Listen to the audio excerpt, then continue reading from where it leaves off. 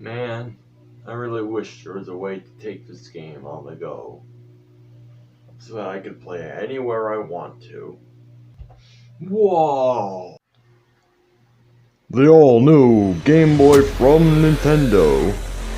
Now, take the power of the Nintendo Entertainment System on the go. Radical! Play all of your favorite Nintendo Entertainment Systems, and now, the power is in your pocket. Gnarly! Now you won't have to pay attention at any of your grandmother's funerals ever again. Thanks, Game Boy. Nintendo Game Boy, $89.95 US. Buy it standalone or bundled with Tetris. Hell yes, I could put this thing in my pocket.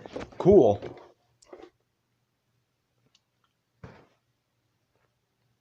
Oh, I guess that's... Oh. Okay. The Nintendo Game Boy. Released in 1989 in Japan and North America, and 1990 in European countries, this thing was basically a downgraded version of the NES, but portable. This thing existed in a time where taking your games on the go meant sacrifices. For example, yeah, the cartridges were much bigger, but since it was portable, they had to be much smaller. Don't worry, this is the same game. The label just fell off. But this one was much more simple. The NES one had flashy effects and flashy colors, but the Game Boy, it was black and white.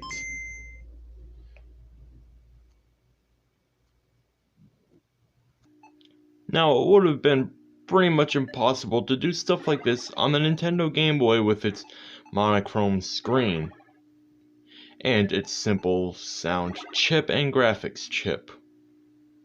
In the NES version, if you got a Tetris, the screen will be enveloped in white flashes somewhat like this. Somewhat like that. However, with the Nintendo Game Boy's dot matrix 8-bit not backlit simple graphics chip display that looks like someone poured pea soup on it, it couldn't really do that. Because, well, no one would really notice, and they would think that the screen was broken. Whereas on that, it happens so rapidly, and the screen always has color in it that people won't really think that it's broken. The inventor of the Nintendo Game Boy, Gunpei Yokoi, was a genius. He decided, why not use older technology but in a new way? And that result was the Game Boy. Well, yeah, that ended up meaning that the Game Boy wasn't really that powerful. It was only capable of handling chip-tuned sounds, monochrome graphics, and a lack of backlight. However, well, yes, some competitors like the Sega Game Gear ended up having a wide display, a more advanced graphics processing chip, more advanced sound sequencing, a full color LCD, and a backlight. It took 6 AA batteries. That's right, a small pack and a half of batteries, and it wouldn't even last that long. It would only last around 3 hours. That's right, 3 hours. But the Nintendo Game Boy only took 4 AA batteries, and it lasted anywhere up to maybe even a little over 15 hours. This thing was not a battery hog. It took a lot of batteries, but it would last absolutely forever. Plus, the price was right. The Game Boy cost $89.95 MSRP, while the Sega Game Gear cost $149.99 MSRP. So you're looking at a little over a $50-$60 difference. And the Game Gear was inferior. Yeah, the Game Boy's hardware was lacking quite a bit, as was the firmware, but it had the software to make up for it. The Game Gear was the other way around. It had great hardware, great firmware. No, it was powerful, but the games were lacking. In fact, the Game Boy is who we have to thank today for laptops and smartphones. Plus, it started a whole lineage with the Game Boy Pocket released in 1996, the Game Boy Color released in 1998, and the Game Boy Advance, which I do not own anymore, in 2001. And then ending off with the Nintendo DS in 2004. This one doesn't work. This one does, though. So, yeah, it was immensely successful. Unlike most game consoles that force you to play inside at the time, you could play it anywhere. And I do mean anywhere. And this little brick who could lasted absolutely forever. It came out in 1989 and wasn't discontinued all the way until 2003. It surpassed the lifespan of most other gaming consoles, 14 years. It outlived the PlayStation 2, the proclaimed most popular gaming console of all time. But then again, I can't really blame it. It's awesome. I have one. Hell, I think it even outlasted the Nintendo 64, which came out 7 years later. Bam, discontinued in 2002. I was right. And, well, the Game Boy had a bunch of weird accessories. The Game Genie, this is not even scratching the surface. There's so many. There's a solar charger, a speaker amplifier, the Radio Shack Booster Boy, the Handy Boy from STD. Handy Boy, STD. There were screen magnifiers, screen lamps, because, you know, it's hard enough to see in the daytime. Try playing it in the dark. Actually, you know what? I can see it just fine. Never mind. But most of you guys are wondering, what made the Game Boy such a big success? Was it because it was portable? Was it because the great games? It was a combination of those two. And one more. Kids like to play video games. I can't blame them. And they always want a way to take it with them. And again, I can't blame them. I can't. But they always, you know, it's always a disappointment when you have to go somewhere and you can't play your game anymore. Because in order to do so, you have to grab the system, the controller, the AV cables, and the power cord, and a bunch of games. And they don't make carrying cases for home consoles. And did I mention you have to bring the television?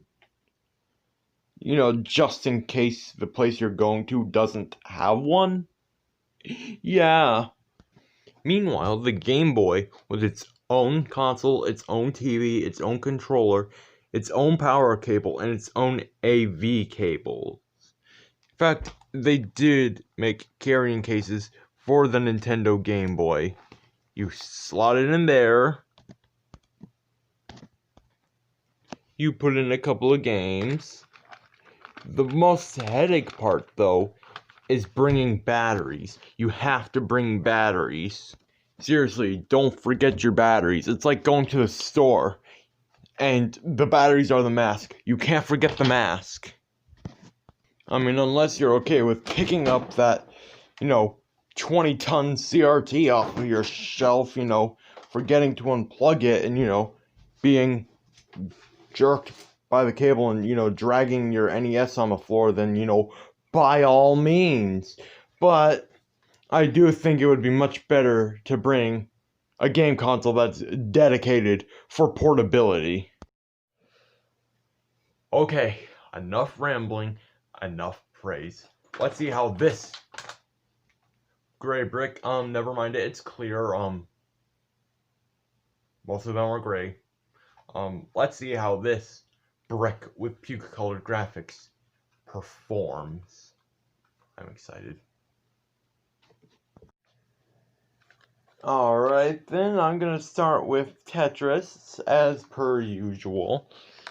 I'm gonna just stick it into the back. I really like the way it clicks into this model better than the others. Let's crank up the volume all the way and turn it on. Ooh, the buttons have little pits. Okay, so... oh my god, you see that little piece of plastic slides over the little cartridge crop? Meaning you can't take out the cartridge during play. Oh yes. None of the other Game Boys had that. Alrighty then, so...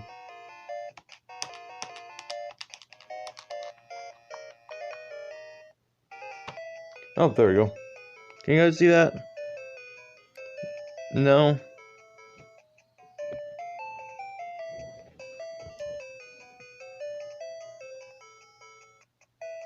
Yeah, this is gonna be a pain. Ah.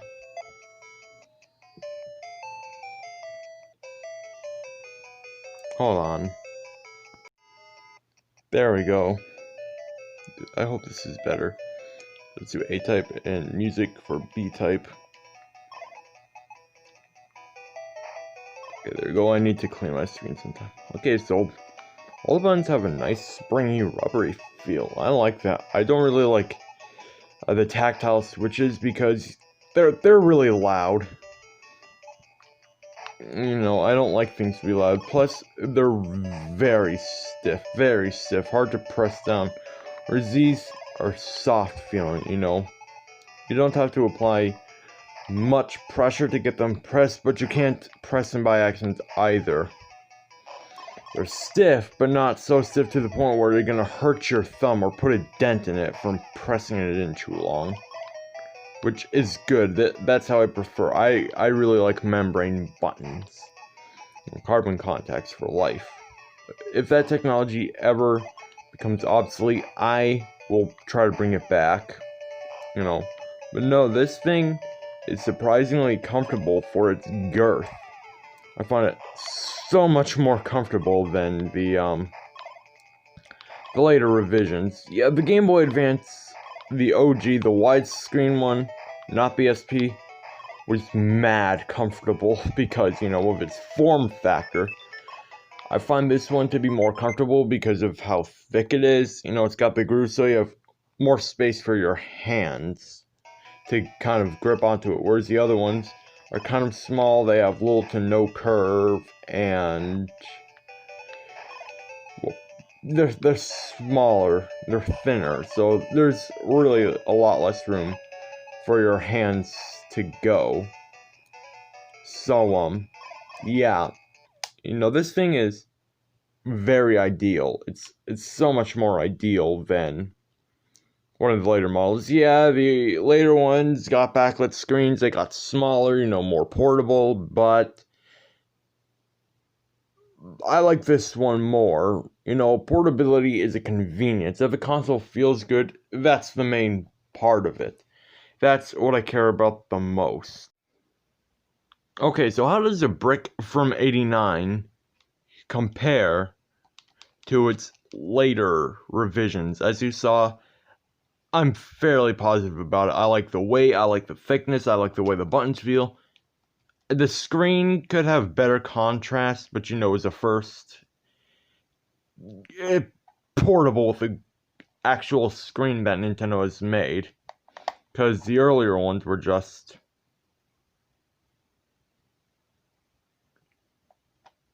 glorified calculators. It's got a nice meaty volume wheel and a smaller contrast wheel, making it so that the volume wheel is much more prominent, because that's probably going to be the thing you're going to be adjusting a lot more than the contrast. You got a nice large connector port, which will be a problem later on. You got a DC out, DC input, and you got a headphone jack on the bottom. Take that, Apple. Bring back the headphone jack. Just because, people are buying your products doesn't mean they have enough money to buy your, wireless headphones or earbuds. Some people still like using the wire. So, let's see how it compares to the Game Boy Pocket.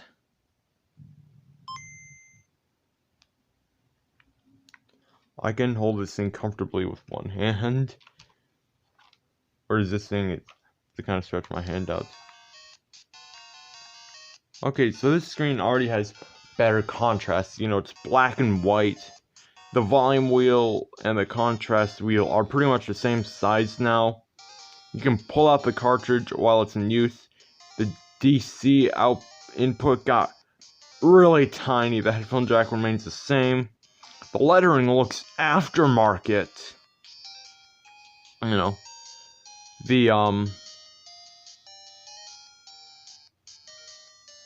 They shrunk the connector port. There's nothing on the sides of the cartridge. It takes 2 AAAs, which is much more ideal than the 4 AA's of the original. The buttons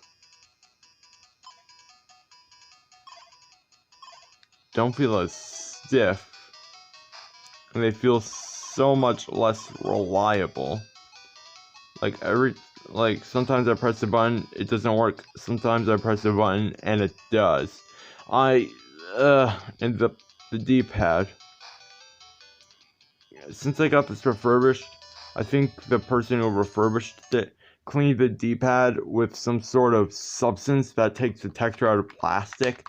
But this kind of D-pad should be textured. The one with arrows in it, the arrow should be the only thing not textured. But this thing has no texture whatsoever. This thing was molded to not have any texture. And no, my thumb isn't greasy. This D-pad has tons of texture. Okay, let's test the Game Boy Color. Honestly, I'm somewhat disappointed in the Game Boy Pocket. Okay, so no backlight again. That's okay. The screen is a bit smaller. They got the thick bezel back, which is good.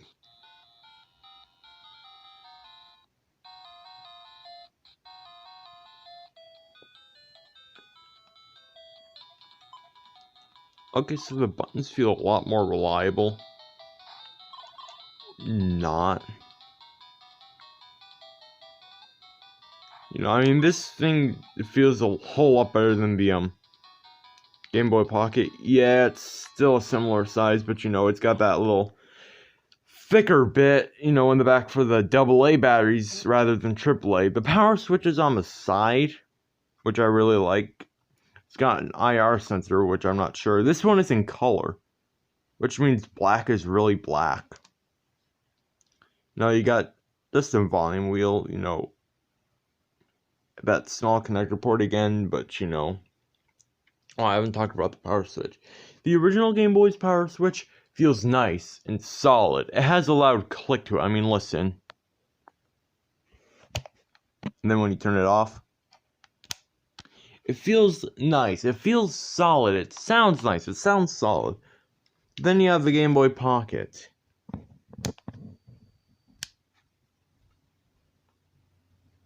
Same thing with the Game Boy Color. It just feels like plastic colliding on plastic.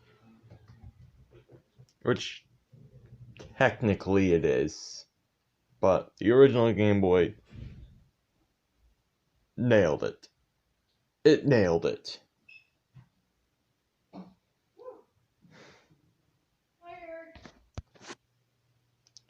The original Game Boy did everything correctly. The later revisions did a thing or two incorrectly, but I still love them the same. I just prefer the original over any of the revisions. The Game Boy Advance is an exception though, because it has better graphics, a bigger screen, and better yet, it tells you when your batteries are getting low. So, yeah. But is the original Game Boy trash or treasure?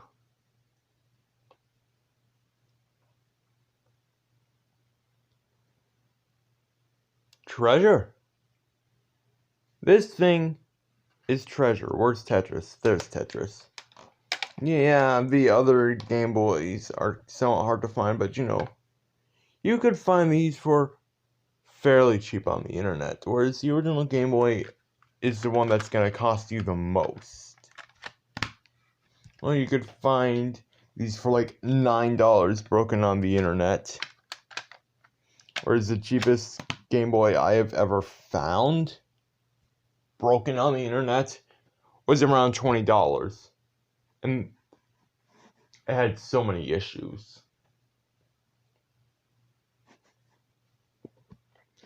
So I think that this one is treasure. A lot of older people have fond memories of it, and well, I can't blame them. It was the first handheld console of its kind. It has its own graphics. It plays its own games. It's very preservant on battery life. It has advanced sound sequencing for a handheld at the time. And did I mention it has its own graphics and it takes games. It's basically like a Nintendo Entertainment System in your pocket. This is perfect. So I give this thing the treasure label. The Game Gear can go on the trash label.